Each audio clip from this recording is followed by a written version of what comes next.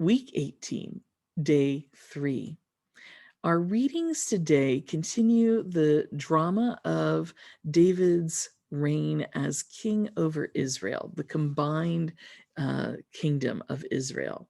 And so we read 2 Samuel chapter 10, 1 Chronicles chapter 19, and then a selection of short psalms, 20, 53, 60, and 75.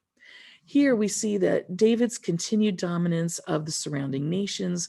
He succeeds in his efforts to secure Israel's boundaries, their borders, making sure that the people are safe. But what's amazing in this is when we look at the Psalms as in today's readings and see how they are associated with David's reign, we see that David recognizes that he has not accomplished any of this on his own. He is not the sole progenitor of this success, but rather he is constantly relying upon God. He's constantly recognizing that he is dependent upon God as the true source of the help that he receives. We also see in this a story about David reaching out to one of their enemies, the Ammonites, and he sends emissaries to the Ammonites, and they misjudge David's intentions.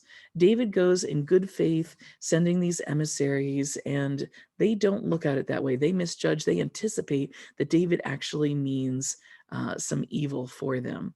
And as a result, everyone suffers.